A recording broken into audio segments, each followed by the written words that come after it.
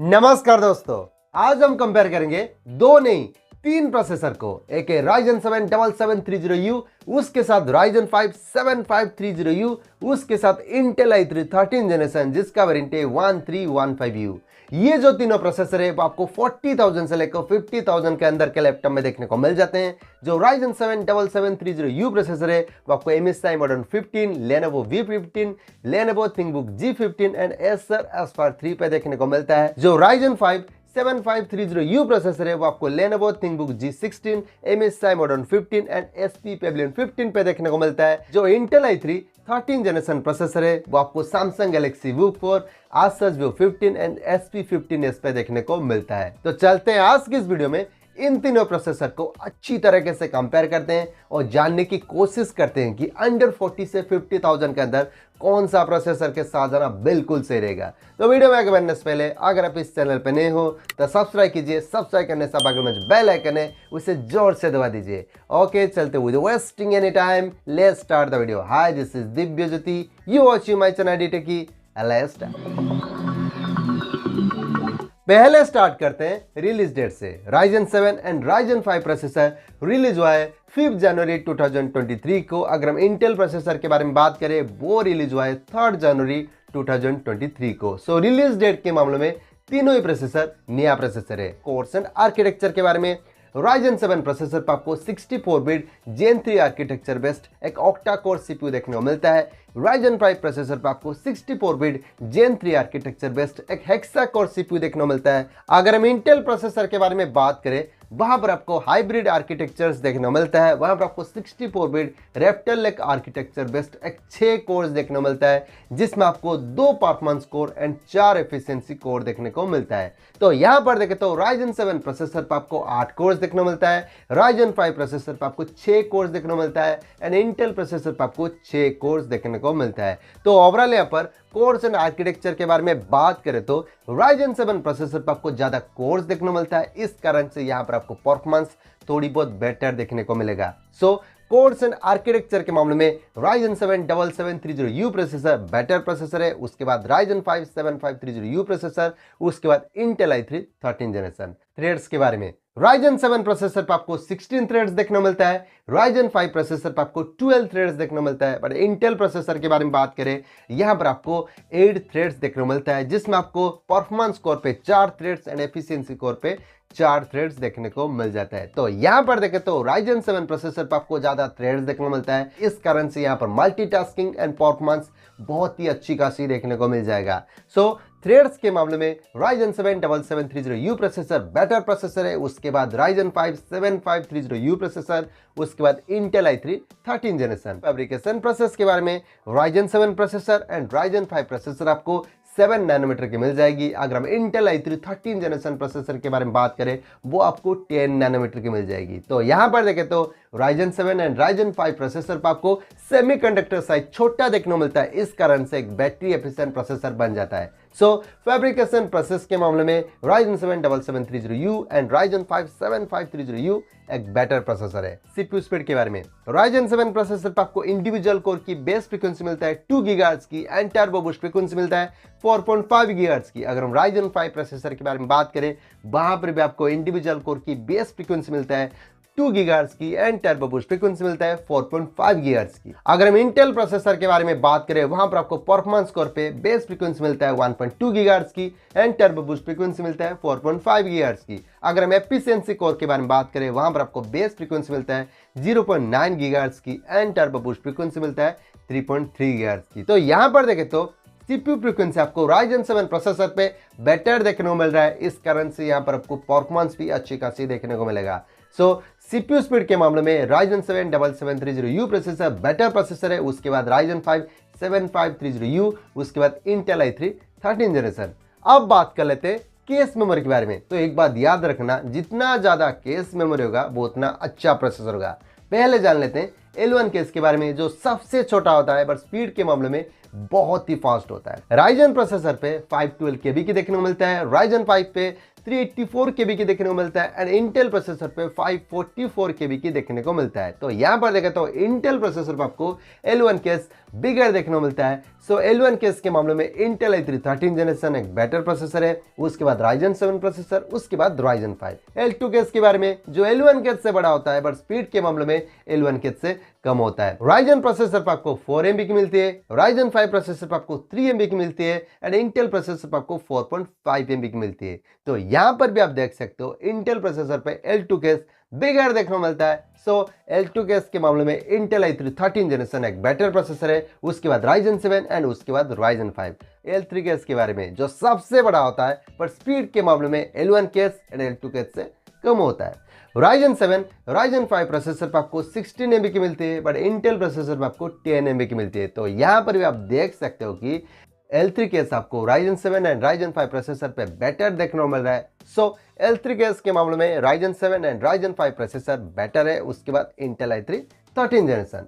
GPU के बारे में, Ryzen 7 प्रोसेसर पर आपको integrated AMD Radeon RX Vega 8 graphics देखने को मिलता है, जहां पर आपको बेस फ्रीक्वेंसी मिलता है 300 मेगाहर्ट्ज की and turbo boost GPU frequency मिलता है 2000 मेगाहर्ट्ज की। अगर हम Ryzen 5 प्रोसेसर के बारे में बात करें, वहां पर भी आपको integrated AMD Radeon RX Vega 7 graphics देखने को मिलता है, जहां पर आपको बेस GPU फ्रीक्वेंसी मिलता है 300 मेगाहर्ट्ज की and turbo boost GPU frequency मिलता है 2000 मेगाहर्ट्ज की। अगर हम इंटेल प्रोसेसर के बारे में बात करें, वहां पर आपको इंटीग्रेटेड इंटेल UHD ग्राफिक्स देखने को मिलता है, जहां पर आपको बेस GPU फ्रीक्वेंसी मिलता है 300 मेगाहर्ट्ज की and turbo boost GPU frequency मिलता है 1250 मेगाहर्ट्ज की। तो यहां पर देखें तो Ryzen 7 एंड Ryzen 5 प्रोसेसर पर आपको जिसका GPU फ्रीक्वेंसी बहुत ही बेहतर देखने को मिलता है। सो यहां GPU परफॉर्मेंस भी अच्छी खासी देखने को मिल जाएगा।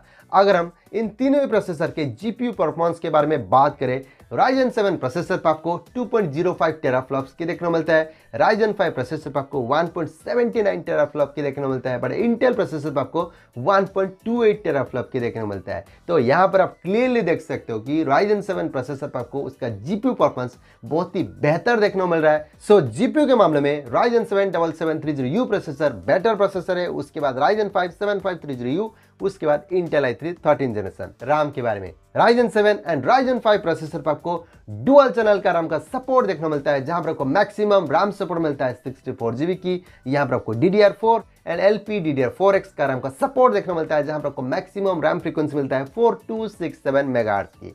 अगर हम इंटेल प्रोसेसर के बारे में बात करें, वहां पर आपको डुअल चैनल का रैम का सपोर्ट देखने को मिलता है, जहां पर आपको मैक्सिमम रैम सपोर्ट मिलता है 96 GB की। यहां पर आपको DDR4 LPDDR4X DDR5 LPDDR5 and LPDDR5X का रैम का सपोर्ट देखने को मिलता है, जहां पर आपको मैक्सिमम रैम फ्रीक्वेंसी मिलता है 5200 मेगाहर्ट्ज की। तो यहां पर आप देख सकते हो कि इंटेल प्रोसेसर पर आपको मैक्सिमम रैम का सपोर्ट देखने को मिलता है, उसके बाद यहां पर आपको हायर रैम फ्रीक्वेंसी का सपोर्ट भी देखने को मिलता है एंड यहां पर आपको वेराइटी ऑफ रैम का सपोर्ट भी देखने को मिल जाता है। सो रैम के मामले में no doubt Intel i3 13 generation एक बेटर प्रोसेसर है। TDP के बारे में, जो हम बोलते हैं थर्मल डिजाइन पावर के बारे में, उससे पहले ये जान लेते हैं कि ये TDP क्या होता है। TDP ये होता है कि एक प्रोसेसर होता है, प्रोसेसर काम करने के बाद गर्म तो होगा, उसी गर्म को ठंडा करने के लिए जो सब मैकेनिज्म यूज होता है, मतलब एक कूलिंग सिस्टम यूज होता है। जो कूलिंग सिस्टम यूज होता है वो तो कुछ एनर्जी लेगा ना, जो भी कुछ एनर्जी लेगा उसको हम वाट में कैलकुलेट करते हैं, उसको ही हम TDP बोलते हैं। तो जितना ज़्यादा TDP होगा उतना ज़्यादा पावर कंजप्शन करेगा, तो जितना लो TDP होगा उतना लो पावर कंजप्शन करेगा। तो यहाँ पर देखें तो तीनों प्रोसेसर पर आपको 15 वाट का TDP देखने को मिलता है। दैट मीन्स तीनों प्रोसेसर पर आपको लो TDP देखने को मिल जाता है। तो इस कारण से तीनों प्रोसेसर पर आपको पावर कंजप्शन बहुत ही लो देखने को मिल जाएगा। सो TDP के मामले में तीनों प्रोसेसर अच्छा है। CPU टेम्परेचर के बारे में, Ryzen 7 एंड Ryzen 5 प्रोसेसर पर आपको मैक्सिमम ऑपरेटिंग टेम्परेचर मिल जाता है 95 डिग्री सेल्सियस की। अगर हम इंटेल प्रोसेसर के बारे में बात करें, वहां पर आपको मैक्सिमम ऑपरेटिंग टेम्परेचर मिल जाता है 100 डिग्री सेल्सियस की। दैट मीन्स यहाँ पर इंटेल प्रोसेसर बहुत ही गर्मी झेल सकता है। सो CPU टेम्परेचर के मामले में इंटेल i3 13 जनरेशन एक बेटर प्रोसेसर है। PCI Express वर्जन के बारे में, Ryzen 7 Ryzen 5 प्रोसेसर पर आपको वर्जन 3.0 का सपोर्ट देखने को मिलता है। अगर हम इंटेल प्रोसेसर के बारे में बात करें, वहां पर आपको वर्जन 4.0 का सपोर्ट देखने को मिलता है। दैट मीन यहाँ पर आपको लेटेस्ट जनरेशन का PCI Express वर्जन का सपोर्ट देखने को मिलता है। अगर हम PCI LAN के बारे में बात करें, उससे पहले ये जान लेते हैं कि PCI LAN क्या होता है। PCI LAN ये होता है कि एक प्रोसेसर तक डाटा ट्रांसफर करने के लिए जिस रास्ते से वो डाटा ट्रांसफर होता है उसको ही हम LAN बोलते हैं। तो जितना ज़्यादा LAN होता है उतना डाटा ट्रांसफर फास्ट होता है। तीनों प्रोसेसर पर आपको 20 PCI LAN देखने को मिलता है। तो यहाँ पर आप क्लियरली देख सकते हो कि Ryzen 7, Ryzen 5 प्रोसेसर पर आपको लोअर जनरेशन का PCI Express वर्जन का सपोर्ट देखने को मिलता है, बट इंटेल प्रोसेसर पर आपको लेटेस्ट जनरेशन का PCI Express वर्जन का सपोर्ट देखने को मिलता है। सो PCI Express वर्जन के मामले में no doubt Intel i3 13 generation एक बेटर प्रोसेसर है। अब जान लेते हैं तीनों प्रोसेसर के बेंचमार्क स्कोर्स के बारे में। पहले जान लेते हैं Cinebench R23 के बारे में। Ryzen 7 प्रोसेसर पर आपको सिंगल कोर में मिल जाएगा 1433, मल्टी कोर में 10793। अगर हम Ryzen 5 प्रोसेसर के बारे में बात करें, वहां पर आपको सिंगल कोर में मिल जाएगा 1443 एंड मल्टी कोर में 8418। अगर हम इंटेल i3 13 जनरेशन प्रोसेसर के बारे में बात करें, वहां पर आपको सिंगल कोर में मिल जाएगा 1632 एंड मल्टी कोर में 6187। तो यहां पर आप देख सकते हो कि सिंगल कोर का परफॉर्मेंस आपको इंटेल i3 13 जनरेशन प्रोसेसर पे बेटर देखने को मिल रहा है। अगर हम मल्टी कोर का परफॉर्मेंस के बारे में बात करें, वहां पर आपको Ryzen 7 7730U प्रोसेसर पे बेटर देखने को मिल रहा है। उसके बाद Ryzen 5 7530U प्रोसेसर पे। पासमार्क CPU के बारे में, Ryzen 7 प्रोसेसर पे आपको सिंगल कोर में मिल जाएगा 3029, मल्टी कोर में 18614। अगर हम Ryzen 5 प्रोसेसर के बारे में बात करें, वहां पर आपको सिंगल कोर में मिल जाएगा 3120, मल्टी कोर में 16075। अगर हम इंटेल प्रोसेसर के बारे में बात करें, वहां पर आपको सिंगल कोर में मिल जाएगा 3513, मल्टी कोर में 12215। तो यहां पर भी आप देख सकते हो कि सिंगल कोर का परफॉर्मेंस आपको इंटेल i3 13 जनरेशन प्रोसेसर पे बेटर देखने को मिल रहा है, बट मल्टी कोर का परफॉर्मेंस आपको Ryzen 7 प्रोसेसर पे बेटर देखने को मिल रहा है। उसके बाद Ryzen 5 प्रोसेसर पे। Geekbench 6 के बारे में, Ryzen 7 प्रोसेसर पे सिंगल कोर पे मिल जाएगा 2014, मल्टी कोर में 8456। Ryzen 5 प्रोसेसर पे सिंगल कोर में मिल जाता है 1934 एंड मल्टी कोर में 6856।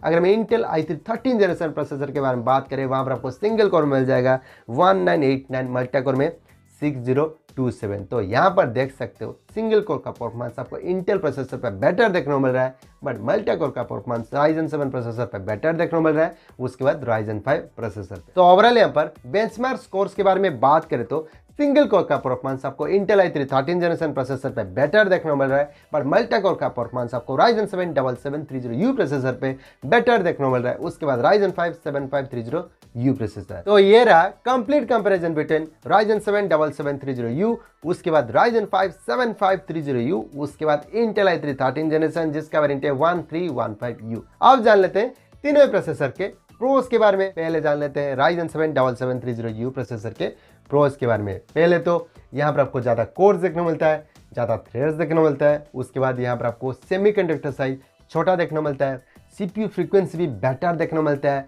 L3 केस बिगर देखने को मिलता है, पावरफुल इंटीग्रेटेड GPU भी देखने को मिलता है। उसके बाद लो TDP देखने को मिलता है। उसके बाद यहाँ पर आपको मल्टी कोर का स्कोर बेटर देखने को मिलता है। अगर हम Ryzen 5 7530U प्रोसेसर के प्रोस के बारे में बात करें, यहाँ पर भी आपको ज़्यादा कोर्स, ज़्यादा थ्रेड्स देखने को मिलता है, सेमीकंडक्टर साइज छोटा देखने को मिलता है। उसके बाद L3 केस बिगर देखने को मिलता है, एक पावरफुल इंटीग्रेटेड GPU भी अच्छा देखने को मिलता है, लो TDP देखने को मिलता है। अगर हम इंटेल i3 13 जनरेशन प्रोसेसर के प्रोस के बारे में बात करें, पहले तो यहाँ पर आपको L1 L2 केस बिगर देखने को मिलता है। उसके बाद मैक्सिमम रैम का सपोर्ट देखने को मिलता है। उसके बाद यहाँ पर आपको हायर रैम फ्रीक्वेंसी का सपोर्ट देखने को मिलता है, लो TDP देखने को मिलता है। उसके साथ साथ यहाँ पर आपको लेटेस्ट जनरेशन का PCI Express वर्जन का सपोर्ट देखने को मिलता है, हायर CPU टेम्परेचर देखने को मिलता है, एंड लास्ट यहाँ पर आपको सिंगल कोर का परफॉर्मेंस बेटर देखने को मिल रहा है। तो ओवरऑल यहाँ पर कंक्लूजन के बारे में बात करें तो इन तीनों प्रोसेसर के अंदर कौन सा प्रोसेसर बेटर है, मेरे हिसाब से जो Ryzen 7 7730U प्रोसेसर है वो इन दोनों प्रोसेसर से बेटर है, क्योंकि वहां पर आपको ज्यादा कोर्स देखने को मिलता है, ज्यादा थ्रेड्स देखने को मिलता है, यहाँ पर आपको ज्यादा बेटर CPU फ्रीक्वेंसी देखने को मिलता है, केस मेमोरी भी बेगर देखने को मिलता है। उसके बाद यहाँ पर आपको पावरफुल इंटीग्रेटेड GPU भी देखने को मिलता है। उसके साथ साथ यहाँ पर आपको मल्टी कोर का स्कोर भी बेटर देखने को मिल रहा है। तो यहाँ पर आपको बेटर परफॉर्मेंस मिलेगा। अगर आप हेवी वर्क करते हो, जैसे कि वीडियो एडिटिंग करते हो या फिर गेमिंग भी करते हो, तो यहाँ पर आपको बेटर परफॉर्मेंस देगा। So no doubt Ryzen 7 7730U processor under 40 से 50,000 के अंदर one of the best processor है। अगर हम Ryzen 5 7530U प्रोसेसर के बारे में बात करें, वो प्रोसेसर भी अच्छा है, बट वो Ryzen 7 प्रोसेसर के मुकाबले थोड़ा कम है, बट इंटेल प्रोसेसर के मुकाबले ज़्यादा अच्छा है। ये जो Ryzen 5 प्रोसेसर पे आपको बेटर परफॉर्मेंस मिलेगा यहाँ, क्योंकि यहाँ पर आपको ज़्यादा कोर्स भी देखने को मिलता है, ज़्यादा थ्रेड्स भी देखने को मिलता है, CPU फ्रीक्वेंसी भी अच्छा खासा देखने को मिलता है, एंड यहाँ पर आपको बेंचमार्क स्कोर्स भी अच्छी खासी देखने को मिल रहा है। सो यहाँ पर भी आप heavy task like video editing and gaming भी कर पाओगे, कुछ भी प्रॉब्लम नहीं आएगा। अगर हम Intel i3 13 generation 1315U processor के बारे में बात करें, ये प्रोसेसर भी अच्छा है, बट ये Ryzen 7 Ryzen 5 प्रोसेसर से थोड़ा कम पावरफुल है। इसके साथ आप अपना डेली टास्क आराम से कर पाओगे। इस प्रोसेसर के साथ वीडियो एडिटिंग, फोटो एडिटिंग या फिर गेमिंग आप थोड़ी बहुत आराम से कर पाओगे। ये जो प्रोसेसर है पावरफुल है, बट बहुत ही ज़्यादा हेवी टास्क करने के लिए नहीं। इस प्रोसेसर के साथ आप डेली टास्क आराम से कर पाओगे, कुछ भी प्रॉब्लम नहीं आएगा। उसके अलावा ये जो इंटेल i3 13 जनरेशन प्रोसेसर है, वहां पर आपको बैटरी बैकअप भी थोड़ी बहुत बेटर देखने को मिलेगा, क्योंकि एक हाइब्रिड आर्किटेक्चर प्रोसेसर है। इसमें आपको performance score and efficiency score अलग से देखने को मिलता है। सो यहाँ पर आपको पावर कंजप्शन भी बेटर देखने को मिलेगा। तो मोटा मोटी बात करें तो अगर आपको हेवी टास्क करना है, जैसे कि वीडियो एडिटिंग, फोटो एडिटिंग या फिर गेमिंग एक्सपीरियंस थोड़ी बहुत बेटर चाहिए, तो आप Ryzen 7 7730U या फिर Ryzen 5 7530U प्रोसेसर के साथ आप जा सकते हो। अगर आपको बहुत ही ज़्यादा हेवी टास्क नहीं करना है, लाइट टास्क करना है, उसके साथ साथ बैटरी बैकअप भी थोड़ी बहुत बेटर चाहिए, तो आप Intel i3 13 generation 1315U processor के साथ आप जा सकते हो। तो ये रहा मेरा ओपिनियन। आपको क्या लगता है मेरा ओपिनियन के बारे में, आप प्लीज़ मुझे कमेंट सेक्शन पे जरूर बता सकते हो। अगर आपको किसी के बारे में डाउट आता है तो प्लीज़ मुझे कमेंट सेक्शन पे पूछ सकते हो, या फिर मुझे इंस्टाग्राम पे मैसेज कर सकते हो, मैं आपको जरूर से रिप्लाई दे दूंगा। और हाँ, आप कौन सा प्रोसेसर के लिए इंटरेस्टेड हो या फिर कौन सा प्रोसेसर के साथ कौन सा लैपटॉप के लिए इंटरेस्टेड हो, प्लीज़ मुझे कमेंट सेक्शन पे जरूर बता सकते हो, क्योंकि इन सारे लैपटॉप का बेस्ट लिंक आपको डिस्क्रिप्शन पे मिल जाएगा। कल उसी लिंक से परचेज करिए और मुझे सपोर्ट करिए। तो चलते हैं, वीडियो कहीं पर खत्म करते हैं। अगर आपको वीडियो अच्छी लगी तो लाइक कीजिए, शेयर कीजिए, सब्सक्राइब कीजिए। सब्सक्राइब करने के साथ बगल में जो बेल आइकन है मुझे जरूर दबा देना, क्योंकि फ्यूचर में अगर कुछ अपडेट आता तो आपके पास जरूर नोटिफिकेशन आ जाएगा। तो चलते हैं, थैंक यू, बाय बाय, जय हिंद, वंदे मातरम।